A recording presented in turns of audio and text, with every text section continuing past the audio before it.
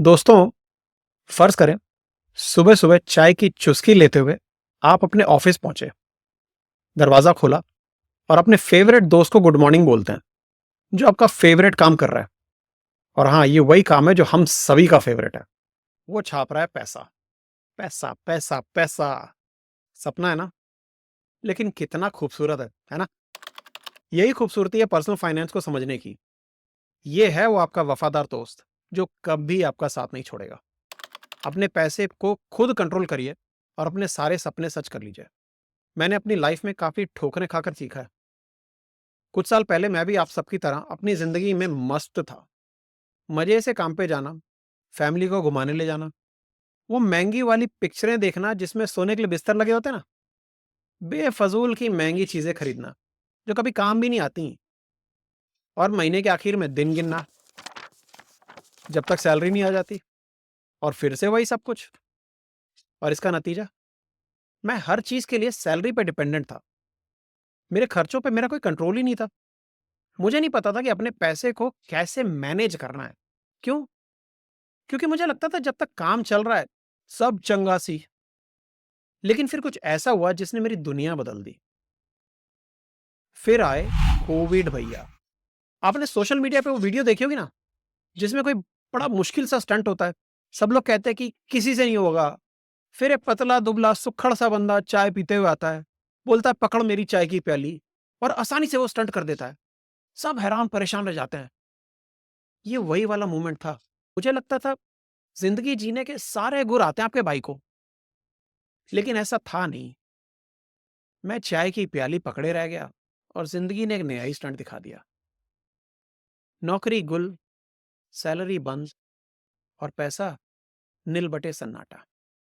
मेरे पास कोई सेविंग्स नहीं थी, मतलब कुछ खास बचत नहीं थी, जो महीने के महीने खर्चों को कवर कर सके। स्कूल की फीस हो गई, घर का किराया हो गया, ईएमआई हो गई। बीमारी का डर अलग से सताता था। याद है वो डर का माहौल? आंखें खुल गई थी भाई। ऐसा लगता था जैसे किसी ने मुंह पे कस के थप्पड़ मारा हो। तब मुझे लगा कि अपने फाइनेंस को लेके कुछ सीरियसली सोचना पड़ेगा। तो मैंने शुरू किया सीखना इसके बारे में, पर्सनल फाइनेंस के बारे में। वो कहते हैं ना, गिरते हैं शहसवार ही मैदान जंग में, वो तिफ़्ल क्या गिरे, तिफ़्ल छोटे बच्चे को कहते हैं।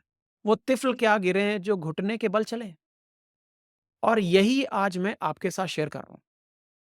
आइए इसे पॉइंट बाय पॉइंट समझते हैं। बिल्कुल बोरिंग किताबों की तरह नहीं, आसान सिंपल भाषा में। असल में पर्सनल फाइनेंस है क्या? मैं आपको ये नहीं बोलूँगा कि बाहर खाना खाना बंद कर दो, या महँगी वाली कॉफ़ी नहीं पियो, या पाई-पाई जोड़ो और गद्दे के नीचे छुपा दो। मैं आपको ये नहीं बोलूँगा कि बाहर खाना खाना बंद कर दो, या महँगी वाली कॉफ़ी नहीं पियो, या पाई-पाई जोड़ो और गद्दे के नीचे छुपा दो। नहीं, पैसा सिर्फ़ बचाने के बारे में नहीं है, वो भी ज़रूरी होता है वैसे। पर्सनल फाइनेंस का मतलब है अपने पैसे के बारे में पूरी जानकारी रखना। सबसे पहला कदम, अपने आप से पूछो, आप अपने पैसों से क्या करना चाहते हैं? घर खरीदना है? दुनिया घूमनी है? वो वाली कॉफ़ी खरीदनी है? जो चाहें आप करें, ये करने की आज़ादी होनी चाहिए हमारे पास। लेकिन इन सब के लिए पैसे पे कंट्रोल ज़रूरी है। अब क्या है, पर्सनल फाइनेंस में बहुत कुछ आता है। बजट हो गया, सेविंग हो गई, इन्वेस्ट करना हो गया, कर्ज़े को मैनेज करना हो गया, रिटायरमेंट की प्लानिंग वगैरह, वगैरह, वगैरह। ये समझना ज़रूरी है कि पक्का पता हो आपका पैसा कहाँ से आ रहा है और कहाँ जा रहा है और कैसे जा रहा है, और जहाँ जा रहा है, इस तरह से जाए कि आपके लिए फ़ायदेमंद हो। इसे कहते हैं कैश फ्लो, मतलब कैश फ्लो को कंट्रोल करना। और आपके पैसे को आपके लिए आपसे भी ज़्यादा मेहनत कराने के बारे में है ये, और तैयार रहने के लिए कि जब ज़िंदगी आपके सामने कोई गोगली बॉल फेंके ना, तो आप आउट होने के बजाय छक्का लगा दें। तो चलिए बेसिक से शुरू करते हैं। अपने खर्चों को ट्रैक करना। परेशान मत होइए, मुझे पता है। अपने खर्चों को ट्रैक करना थोड़ा थकाऊ और बोरिंग लग सकता है। लेकिन सच बोल रहा हूँ, ये एक चीज़ आपकी आँखें खोल देंगी भाईजान। ये ज़रूरी है। अपने पैसे पर पूरी पकड़ होनी चाहिए, पूरी पकड़। ये पता होना चाहिए कि हर एक दिराम कहाँ जा रहा है। शुरुआत आसानी से करो। अपने खर्चे को नोट करो। हर एक खर्चे को नोट करो। एक छोटी पॉकेट डायरी ले लो, उसमें डेट के साथ लिखो कहाँ पे क्या-क्या, कब-कब खर्चा कर रहे हो। एक्सेल शीट कर लो, गूगल शीट कर लो, कोई बजटिंग ऐप ही डाउनलोड कर लो, बहुत सारे ऐप हैं। स्पेंडी है, मिंट है, वाइनैब है, या जो भी सिस्टम आपके लिए काम करे वो करो।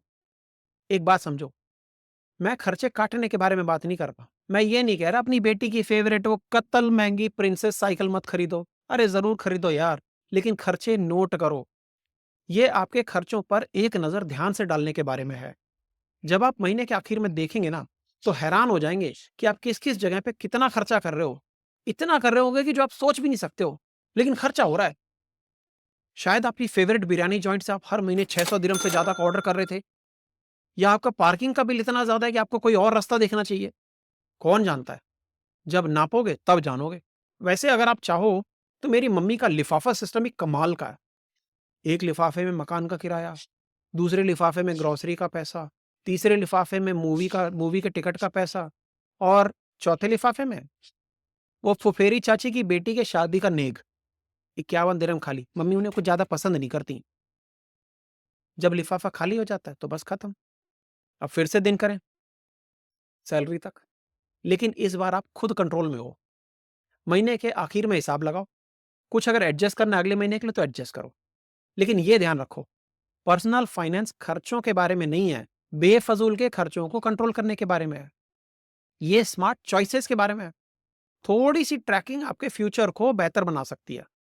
अगर आपको ये बातें पसंद आ रही हैं तो प्लीज़ इस चैनल को लाइक करें, सब्सक्राइब करें, और ये तो सिर्फ शुरुआत है, मेरे पास और भी बहुत सारी टिप्स हैं, जो आपको आपके पैसे पे कंट्रोल दिलाने में मदद करेंगी। और हाँ, अगर कुछ खास जानना चाहते हैं तो उसे कमेंट में लिख दें, मैं ज़रूर जवाब दूँगा। आप मुझे ईमेल भी भेज सकते हैं, डिस्क्रिप्शन में लिखा हुआ है। अब यहाँ चीज़ें और भी इंटरेस्टिंग हैं। अब मैं आपको बताऊँगा कि पर्सनल फाइनेंस से सिर्फ आप अपने पैसे को मैनेज ही नहीं कर सकते, बल्कि उसे बढ़ा भी सकते हैं। ये होती है इन्वेस्टिंग। ये है वो सीक्रेट सॉस, जो आपके नॉर्मल मैगी को हक्का नूडल बना देता है। ये पैसे को एक नई ऊँचाई पे ले जा सकता है। मैं आपको एक आसान तरीका बताऊँगा जिसने मेरी ज़िंदगी बदली थी, मेरे अगले वीडियो में। अगर आप ये चाहते हैं कि आप अपने साथ अपनी फैमिली के और अपनी एक्सटेंडेड फैमिली की भी हेल्प कर सकें, तो आपको अपने पैसे को लेके जो ये नज़रिया है ना, ये बदलना पड़ेगा। पैसे को मैनेज करना बस पहला कदम है। असली खेल है उसे बढ़ाना। आपके साथ इस पैसे के सफ़र में शामिल मैं अब इजाज़त चाहूँगा। अगले वीडियो में फिर मिलेंगे।